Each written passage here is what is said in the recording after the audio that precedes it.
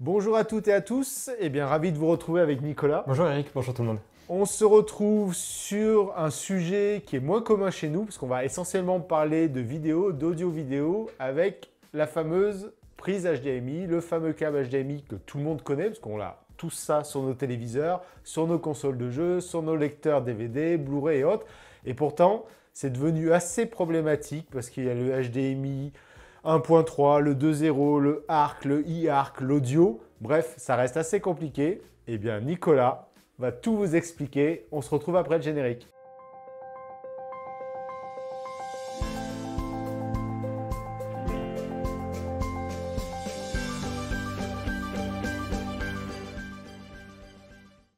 Alors, on va commencer par une question essentielle que j'en suis sûr que tout le monde se pose. Vous êtes levé ce matin en vous disant « faut que je regarde une vidéo sur le HDMI ».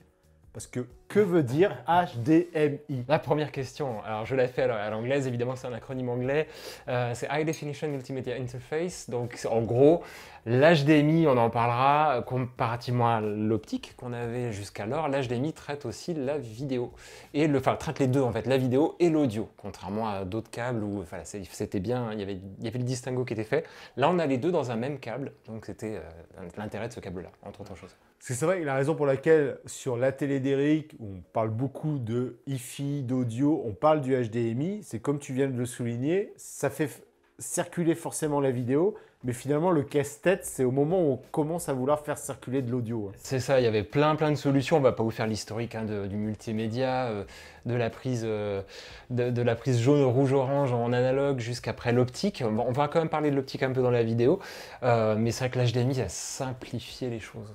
Si on fait un peu un historique, parce que personnellement, quand j'ai commencé à bidouiller avec mes premiers téléviseurs, magnétoscopes et autres, il y avait la fameuse prise Péritel, qui était un enfer d'ailleurs. Il y avait le fameux côté arrondi, on ne savait jamais comment le choper et tout.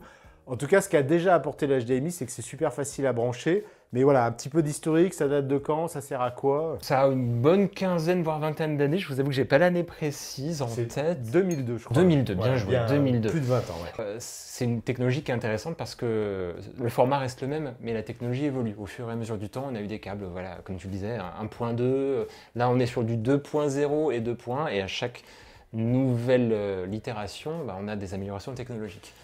Tout à l'heure, je parlais du Péritel. Déjà, la grosse différence, le HDMI, c'est que ça véhicule forcément un signal numérique. C'est du numérique. Il y a plein de chaînages différents. On va en parler dans la vidéo. Pour bien être clair, le HDMI, ça véhicule l'audio et la vidéo. Absolument. Les questions qu'on a souvent dans les commentaires des vidéos, dans les commentaires du blog et par téléphone, c'est qu'il y a des HDMI 1.3, 2.0, 2.1, du Full HD, du 4K. Après, sans parler du e-ARC et autres, qui est autre chose, mais déjà, est-ce que Nicolas, tu peux nous faire un petit historique? Voilà, moi je me souviens des premières prises HDMI qui sont arrivées, qu'on a beaucoup utilisées avec les premières PlayStation, la PS3 par exemple. Voilà, de mémoire, on était sur la 1.3 dans les années 2006. C'est ça exactement. Donc au fur et à mesure des évolutions, ce qui va s'améliorer, c'est la bande passante notamment. Et donc ça se matérialise comment? C'est en gros c'est la résolution de l'image. C'est le taux de rafraîchissement en Hertz et c'est la qualité des signaux qu'on peut passer tout simplement. Donc la 1.3 comme tu disais, à l'époque on était en Full HD 60 Hz, ça correspondait parfaitement aux besoins de l'époque. Le HDMI s'est vraiment popularisé, notamment avec les lecteurs DVD, mais surtout les lecteurs Blu-ray, les consoles Xbox, PlayStation qui avaient un lecteur Blu-ray.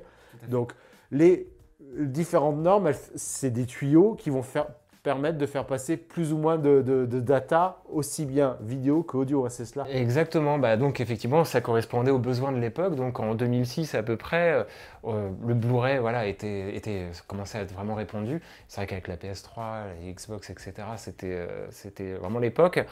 Et le 1.3, effectivement, permettait la résolution Blu-ray, le taux de rafraîchissement qui était pertinent à l'époque, et puis les codecs audio de l'époque aussi. D'accord. Donc je dirais, aujourd'hui, si on veut se préoccuper des normes de HDMI, c'est si on a un vieux câble 1.3 et un lecteur 4K, ça veut dire que c'est mort, ça permettrait que de véhiculer du Blu-ray, pas la télé 4K, Exactement. Les plateformes Netflix en 4K, ou encore les Blu-ray 4K. Pour reprendre l'image que tu as utilisée juste à l'instant, le tuyau est trop petit. Si vous voulez passer du 4K, effectivement, faut... Donc quelle est la norme HDMI qui permet de faire du 4K? Alors, le 4K en bonne et due forme, avec une bonne résolution, ce sera le 2.0 à minima. Après, il y a des subtilités. D'accord, le 1.4 permet du 4K, mais pas complètement, c'est ça? On est un peu juste en 1.4. On peut aller jusqu'au 4K, mais attention, et là ça correspond plus aux besoins actuels, la fréquence vraiment de l'image, on est en 30 Hz et en 24 fps. Alors pour du cinéma, je dirais c'est ok. C'est ok parce que souvent c'est détramé en post-prod. Par contre, si j'ai une des dernières consoles de jeu, où là on va chercher du FPS, c'est mort. Voilà, c'est vrai que sur les dernières générations de consoles, on va bien plus que le 30 Hz, hein, même sur les dernières télés. Vous avez un écran moderne qui fait du 100 Hz. Vous allez certainement avoir envie d'un meilleur taux de rafraîchissement et ce câble-là, dans ce contexte-là, est un peu juste. D'accord. Donc si on doit résumer, si je veux pas m'embêter, être sûr que ça marche avec mon dernier lecteur DVD, Blu-ray, ma dernière box, mon Apple TV 4K, mes dernières PS5, voire PS4, Xbox et autres, il vaut mieux que je parte sur un câble au moins 2.0, quitte à prendre un câble à 20 ou 30 balles, mais au moins le signal passe déjà. Exactement, à minima un 2.0, si vous êtes bien équipé pour les dernières technologies, on va dire effectivement c'est le minimum. D'accord. Donc je dirais mauvaise nouvelle, si on a investi dans des superbes câbles HDMI 1.3, 1.4, on est coincé. On est coincé, ils ont certainement bien servi jusqu'alors, mais on est coincé aujourd'hui, ouais. Donc aujourd'hui, Nicolas, en 2023, quelle est la norme HDMI? On en est à 2 points combien? Alors aujourd'hui, on est en 2.0 et en 2.1. Les deux sont pertinentes. C'est vrai qu'en 2.0, on peut faire du Full HD. On peut même faire du 4K. Le taux de rafraîchissement n'est pas forcément... il sera supérieur en 2.1. Il y a des détails aussi qui sont importants. C'est vrai qu'en 2.0, vous pouvez par exemple, là je prends mes notes, hein, je suis obligé, vous pouvez passer par exemple du Dolby Digital Plus, mais il sera un petit peu compressé par rapport aux 2 points. Il y a des petits détails comme ça de technologie. Mais on va dire pour monsieur et madame tout le monde, j'ai une Apple TV, j'ai ma Freebox TV, Orange TV, mon écran 4K, avec du 2.0, ça se passe bien. On est très bien, on est déjà très bien. Le 2 points, à l'instant T, c'est vraiment pour des gens très exigeants. Sur les standards audio, donc sur les standards audio, ouais, exactement. Et puis, parce que... le gamer qui veut un super taux de rafraîchissement. Voilà, exactement. Alors voilà, là on comprend mieux déjà quel câble HDMI on doit prendre entre le 1.3, 1.4, 2.0, 2.1. Il y a aussi un autre acronyme qui est un peu un casse-tête chinois, on le voit pour nos clients et des fois pour nous aussi, c'est les fameux lettres ARC et IARC. Donc est-ce que Nicolas, tu peux nous aider là-dessus? Et déjà, que veut dire ARC ARC et IARC EARC? Alors, je vais faire une petite analogie. Donc l'HDMI ARC, ARC c'est vraiment pour Audio Return Channel. Donc vous imaginez, l'HDMI jusqu'alors c'était une route à sens unique. Ouais, je pars de ma console, mon lecteur DVD et je monte dans la télé. Exactement. Avec l'ARC, c'est un peu comme si on avait créé une belle piste cyclable, piéton, etc. On peut aller dans l'autre sens aussi pour une certaine partie des signaux. Donc ça, c'est vraiment nouveau, c'est-à-dire que grâce à un seul câble entre la télé et la VR, la barre de son, etc., bah effectivement, le son va pouvoir aller dans les deux sens. Oui, c'est-à-dire grosso modo, je peux brancher toutes mes sources dans le téléviseur, donc ça va afficher la vidéo, mais grâce au ARC qui va dans l'autre sens, contrairement au HDMI classique, je vais pouvoir descendre le son dans la barre de son. Tout à fait, donc ça c'est très commun, on est beaucoup à le faire, c'est très avantageux, la télé va un peu uniformiser vos signaux audio, c'est très très bien. Attention toutefois, si vous voulez passer des signaux un petit peu, et entre guillemets, exotiques, le Dolby Atmos, le Dolby Digital Plus, des choses comme ça, il faut vraiment que vous assurez aussi que la télé soit capable de le faire. Quand on entre dans la télé, il ne faudrait pas que ce soit bloquant. Et sinon, je me mets justement dans ma barre de son qui est ARC. Donc, je peux rentrer mes sources audio-vidéo. Elles vont remonter par du HDMI classique et je pourrais en mettre sur la télé. Et grâce au ARC, le son peut redescendre. Exactement. Si vous avez le moindre doute et que votre périphérique le permet, vous pouvez aussi faire ça, clairement. Il n'y a pas de souci. Donc, pour qu'on soit bien clair, le ARC ou IARC concerne le double circulation, mais que de l'audio. Oui, tout à fait. Ouais. Nicolas, le I de IARC? Alors c'est pour Enhanced, c'est-à-dire qu'en gros, la bande passante qui est allouée à l'audio est bien supérieure. Là, on passe d'une petite voie cyclable à une vraie rue à deux sens, mais pour l'audio. Ça se matérialise comment? C'est qu'en fait, on peut passer tous les derniers signaux à la mode, vraiment les gros signaux très exigeants. Les Dolby, les DTS, lesquels alors tout ce qui est DTS True HD, Dolby Digital Plus, Dolby Atmos, Euro 3D, tous ces signaux qui sont très datavores, qui sont des super expériences home cinéma, là vous allez pouvoir les passer en non compressé. vous allez être au mieux de ce que la technologie propose à l'heure actuelle. Donc là, dans notre discussion, ce qu'il faut en retenir, c'est que selon les versions du HDMI, selon les versions du ARC, parce que ARC et ARC, c'est deux versions différentes, Tout à fait. je peux me retrouver avec un écran noir parce que je ne peux pas passer de 4K, ou je peux me retrouver avec une bande son silencieuse parce que mes meilleurs débits audio ne passent pas non plus. Donc je fais quoi? Je change de câble ou je peux faire des réglages? Il y a des réglages à faire.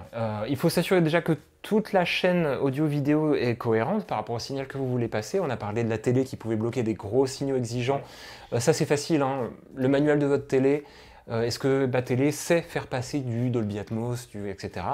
Parce que c'est pas forcément parce que votre télé est IARC qu'elle saura faire passer certains signaux bien précis. Donc ça, c'est un piège qui revient très souvent. Faites attention. Oui, parce qu'elle pourrait ne pas décoder de l'Atmos ou les dernières versions du DTS ou du Dolby Digital aussi. Exactement. Et un autre piège que je voulais absolument évoquer aussi, c'est votre télé estampillée IARC. Tout a l'air d'être cohérent. Vous avez le beau câble qui va bien, mais vous n'entendez rien. C'est que parfois, certains constructeurs ne l'ont pas enclenché par défaut. Donc, il ne faudra pas hésiter à aller dans les paramètres audio et à vérifier que l'IARC est bien activé. C'est des petites choses. Donc, on avait l'impression qu'avec le câble HDMI, tout était facile. Donc, il faut déjà faire attention aux normes, il faut faire attention à la version du ARC, du IARC. Et il faut aller dans le téléviseur ou la source, l'Apple TV, la Freebox, le Zidoo, le Zapiti et autres, pour vérifier les réglages. C'est ça, on affine, hein. Rassurez-vous, il n'y a rien de complexe et surtout c'est quelque chose qu'on va faire une fois pour toutes. Il ne faut vraiment pas être inquiet avec ça. On harmonise tout le monde, on est sûr que tout le monde est capable de transmettre les signaux qu'il a à transmettre et ça se passe très très bien. Et une question, quand j'ai une télé ARC, une barre de son IARC, ça se passe bien ou il faut que tout le monde soit dans la même version de l'ARC, tout le monde ait les mêmes câbles HDMI? À quoi faut-il faire attention? Alors, ça se passera bien, mais c'est-à-dire qu'il y a une forme de rétrocompatibilité entre l'IARC et l'ARC. Par contre, c'est un peu comme le Bluetooth. Si vous avez un super Bluetooth d'un côté et un récepteur qui n'est pas capable d'assurer, ce sera pareil, ce sera descendant. C'est la même chose avec l'HDMI. C'est vrai que si vous voulez les signaux les meilleurs, etc., il faut que vos deux points soient, et même plus dans la chaîne, soient tous compatibles IARC, par exemple. D'accord. Avant de choisir nos câbles, finalement, en termes de configuration matérielle, le téléviseur, la barre de son éventuellement, l'ampli hi-fi, l'ampli audio-vidéo, l'AVR, finalement, quelles sont les configurations les plus simples où on est le moins embêté? Où on est le moins embêté, il y a vraiment deux écoles, hein. Vous pouvez effectivement, comme on le disait, tout brancher sur la télé. Je trouve ça des fois pratique parce que certaines barres de son ou certains AVR vont par exemple avoir... si vous changiez de codec d'un coup, il pourrait y avoir un petit temps pour que l'appareil comprenne ce qui se passe. C'est vrai qu'en général, quand vous mettez tout sur la télé fait un peu ce rôle-là d'harmoniser un peu tout et vous avez moins de décrochage au niveau d'un AVR ou d'une barre de son. Par contre, comme on le disait tout à l'heure, il faut vraiment s'assurer que la télé sait passer tous les signaux que vous avez envie de passer.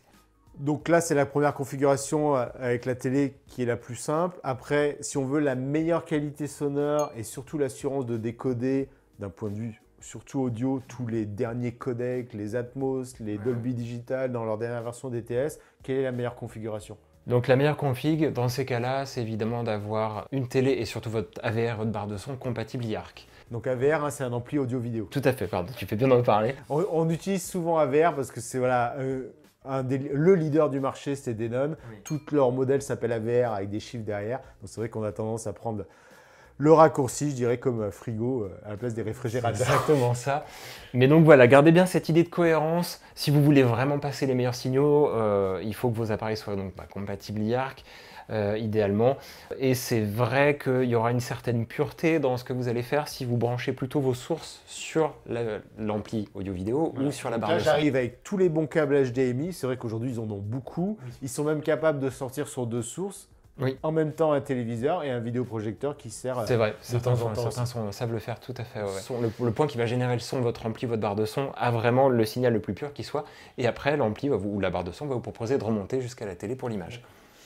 Après, si on veut être complet, on a un produit devant nous, les lecteurs vidéo haut de gamme qu'on va trouver sur les anciens lecteurs Zapiti, sur les très belles platines Blu-ray 4K, sur les produits comme le Zidoo.